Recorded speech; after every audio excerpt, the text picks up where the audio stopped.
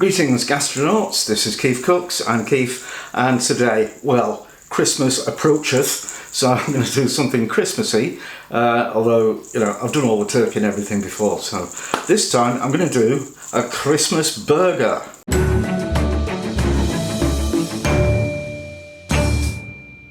And before we start, I want to do some shout outs. One to my new Patreon superfan, Richard Callalang. Thank you, mate. And also one to somebody who spotted me in a pub, the Abbey Inn in West Leeds the other day, purely because he'd seen me on a video and had the cojones to come up and say, "Are you that bloke from KeefCooks?" So Edward, hello.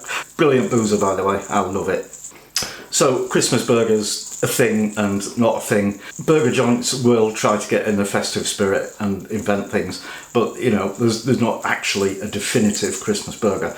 So I'm inventing my own, and you know, some policy guidelines. It's got to have all the elements of a Christmas dinner, and also a burger, you've got to be able to hold it in your hands and eat it without too much mess. Bit of mess is okay, but too much is too much. And you know, when you get a burger that's this high, that's not going to happen. So you know, we'll try and use a bit of restraint, but you never know how it'll turn out. Anyway, enough wittering. Let's have a look at my design for my burger. So we start with a bun. Obviously, I'm not making my own because there's plenty of other stuff to be doing. I bought some from Aldi, and they are their brioche burger buns, which are, you know, pretty fab. The next element, I've actually swapped that and that. So this is parsnip and horseradish puree, and then we've got the actual turkey patty itself, and that will have a slaw made of pickled red cabbage and grated carrot. Next up we have stuffing, which is pork, sage and onion, and then on top of that a little bit of greenery, crispy sprout leaves. And then above that, where you would expect a slice of cheese to be melting, I'm going to try and make a slice of gravy that will melt, so that'll be fun. And then on top of that, shatteringly crisp bacon, and to top it all off, a cranberry relish and the bun lid. So yeah, get your gnashers around that. Right, I'm going to make my cranberry relish first. You can't see my antlers, can you? So I've got 250 grams of fresh cranberries, well, a cupful of granulated sugar, half a cup of water, half a teaspoon of ground cinnamon, and a teaspoon of ground ginger, and also the zest of an orange. So first thing to do is make a syrup with the water and the sugar, not necessarily in that order. Just give that a good stir before it starts to get hot, because you don't want to stir it once it started heating, because it might crystallise. And we just want to bring that to the boil, really. I'll throw in the spices as well. Right, that came to the boil, and now it's just simmering gently for about 2 or 3 minutes till it thickens up, becomes syrupy. Right, that's thickened up quite nicely, so we pop in the washed cranberries and turn up the heat a bit. And they just want to cook for between 2 and 5 minutes until basically they pop. And you'll know when they start popping because they go pop. Alright, we got they've all popped. That smells like Christmas. So I'll just pop some orange zest in there, and it should set into a kind of jelly-like consistency, but if it doesn't, I've got a few tricks up my sleeve. Right, I'm going to make my turkey stock sheets, or my gravy slices. So it's a bit Heston Blumenthal, but no apologies. So I've made some turkey stock, which is nice and wibbly wobbly, but that won't on its own hold together in a sheet. So to make it do that, I've got a gelling agent made from seaweed, which is agar. What we need to do first of all is just dissolve this in a couple of tablespoons of water, and let it simmer for a minute or two. And you can't use gelatin for this because it doesn't have the same chemical properties. This sets at room temperature, well, it actually sets at 32 degrees Celsius, but it doesn't melt until it is reheated to 85 Celsius. So that's actually gone very thick indeed. And now, oh shush, now I'm going to pop some of the turkey stock in. And basically that should be enough to give us sheets 2 or 3 millimeters thick, covering the bottom of this pan. Alright, so I've got this little roasting tin lined with greaseproof paper, and we'll just pour in the jellified stock and set that aside to set. I'll try and get it in the fridge, but it's pretty chock full at the moment with lots of goodies. Right, parsnip puree, so I've got 3 parsnips. I'm just going to cut the skinny ends off, and I'll keep those for roasting. And then just peeling them a bit. I'll chop them into chunks, quite small so they'll cook quicker. And look at this, the gravy gel has set after, what, 5-10 minutes? Magic. So I've got the parsnip chunks in water. I'll just bring that to the boil and simmer it for, I don't know, maybe 10 minutes till they're quite soft. Okay, parsnips are nice and soft, so it's time to mash them. Puree-fy them. So, big lump of butter, half teaspoon of salt, half teaspoon of ground white pepper, a splosh of double cream, heavy cream, horseradish sauce.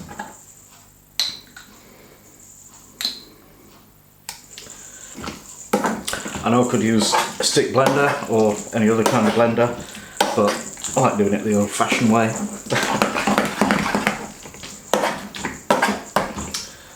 It's a wee tasty.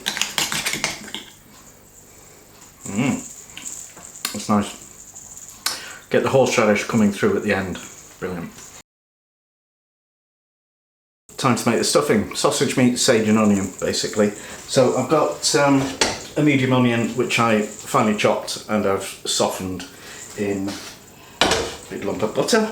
I've got 400 grams of any kind of pork, about 100 grams of pork fat, 250 grams of breadcrumbs, 1 or 2 teaspoons of sage, and salt and pepper to season.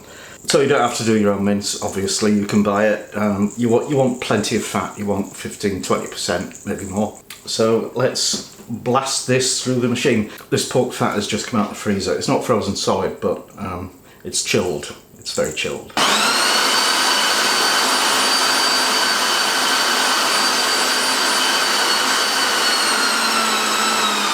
Okay, pork's all minced, so I'll chuck it in a bowl and add the breadcrumbs, the onions, good grind of black pepper, half teaspoon of salt, and that much sage. Okay, that's looking good, so stick that in the fridge until we're ready for it. Now, let's talk turkey. I don't actually know what kind of a sound a turkey makes. Probably nothing like that. Anyway, doesn't matter. Now, I didn't get a whole turkey because they are quite large. I just got a turkey leg. It was also massive. It was 1.6 kilos, which is the weight of the chickens that I normally buy. So yeah, quite a lot of meat on it. So I stripped it down.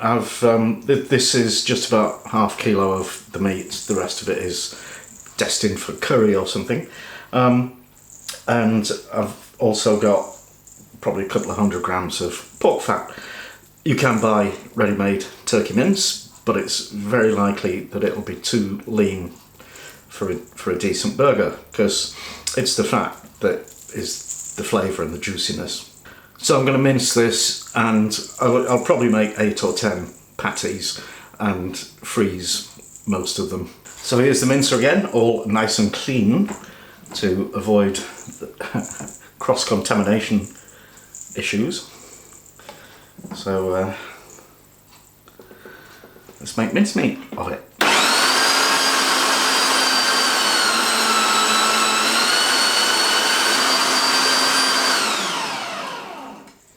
Right, I'm just going to make up a couple of burgers. So I've got this ring to form them in, which is a teeny bit smaller than the buns, but it's the closest I've got. So I've got 2 blobs of the minced turkey, each weighing about 130 grams, which is possibly a little bit excessive, but it's Christmas. Right, I've also prepped a couple of patties of stuffing.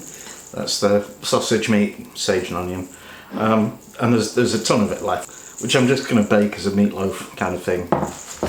Time now to make the pickled red cabbage slaw. So I've got some little bits of spring onion finely chopped. Got half a carrot that needs to be grated. Got a bigger bowl because that one's too small. And I've got a jar of PRC. So you want about the same quantity of cabbage as you have carrot. And my fabulous homemade mayonnaise. So there we go, nice thick creamy pink slaw. With a bit of a vinegar hit. That's very nice. Right, I've just got a couple more elements to prep. That's the crispy bacon and the crispy sprout leaves. But while that's going on, I need to start cooking the stuffing. So I'm going to preheat the oven to 160 degrees because it's a fan oven. That's 180 for a conventional one, gas mark 4. So I've got them on a baking sheet on a silicone mat thing, and we'll pop those in.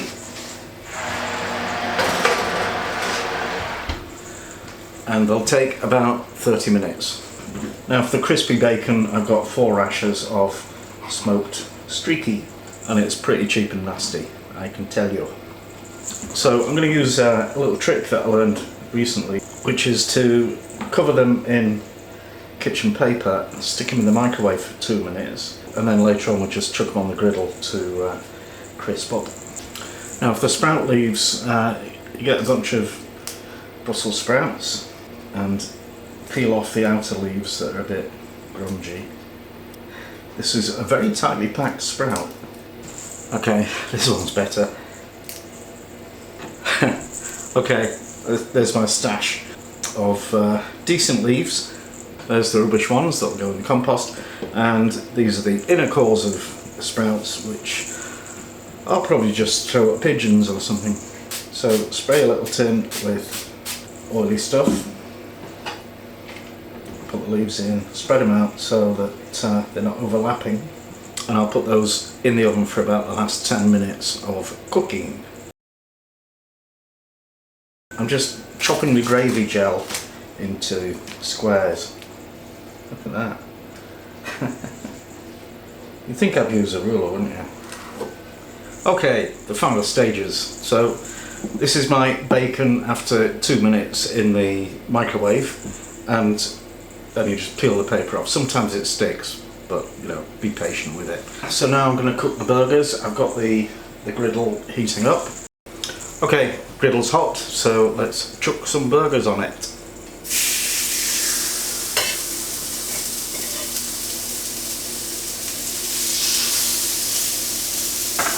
We'll just give those about 3-4 minutes each side and don't mess about with them. And I'm a one flip only kind of guy, so nothing to do for 3 or 4 minutes. Okay, flipping time.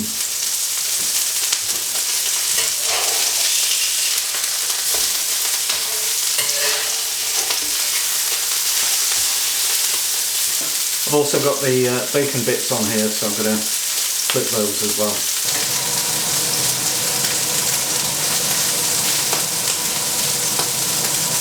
And I'm just going to sprinkle some salt on the burger.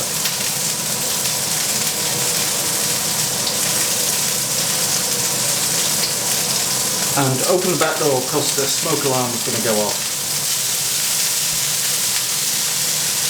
Okay, burgers are done, so I'm going to stick them on a plate and take them in foil to rest for a bit while I start assembling. And actually pop the buns on the griddle to toast them a little bit. Right, time to put it all together. There's my toasty bun, here's my parsnip puree, my turkey patty. I'm surprised how much they've shrunk. Here's the pink slaw, and the sausage meat stuffing patty, token greenery, which is now brownery, the gravy gel slice, and I hope that melts, crispy bacon, and finally the cranberry relish. Oh, look at that, nom nom. Oh. What are you doing? Oh, I'm making a mess. That's my thing. Oh, that's my kind of mess. Okay, and the lid. Don't forget the lid. Alright, and a good old squidge. And I'll chop it in half. Is that the world's biggest slice of gherkin, that big green square? It's not green. It's green to me. What is it? Gravy. Well, it's... and it's... You know what I was saying about... oh, Mrs. KeefCooks! Reindeer hat. Bend down so we can see. Mine doesn't jingle. Mine doesn't either. You know what I was saying about, you know, it shouldn't be a mile high and slop everywhere. I lied. Okay, get stuck in. Oh, absolutely. What, knife and fork? Tip over. No. Oh, okay. Yeah. Right. What have we got here? Nice things. Nice things. Many, many nice things.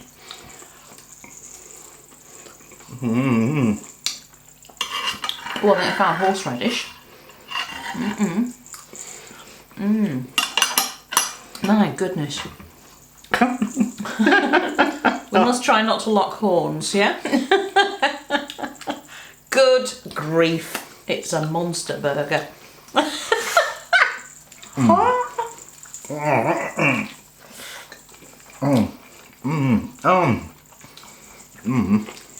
Actually, yeah. Oh, that is just ridiculous. That is downright decadent.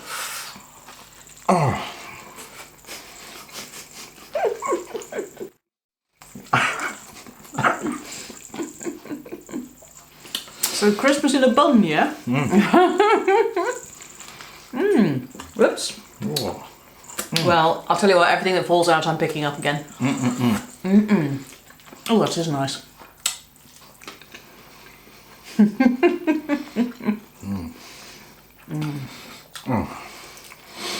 I think I've researched your bread buns. You want something fairly, is sturdy the word for a bread bun? Well, or crispy? it's still holding together. It's everything else. No, it doesn't. Well, people. Oh, God. It'd be excellent for a food fight. Is that really gravy? What is the green stuff? It's not green. It's golden. It's golden. Oh, bloody hell, look at that. Alright, don't cut it in half. Wrap it in a napkin. Or 6. Can we wave at people so they don't have to watch this? Yeah. Better to do than to watch, guys. Alright, I give in. If you enjoyed it, give it a like, share, subscribe, all that stuff. And thanks for watching.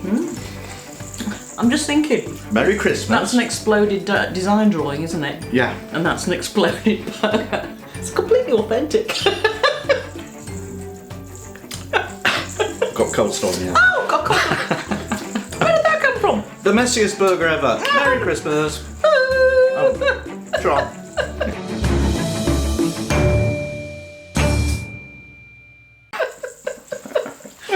Oh my goodness. Turn the camera off. I want to eat my burger.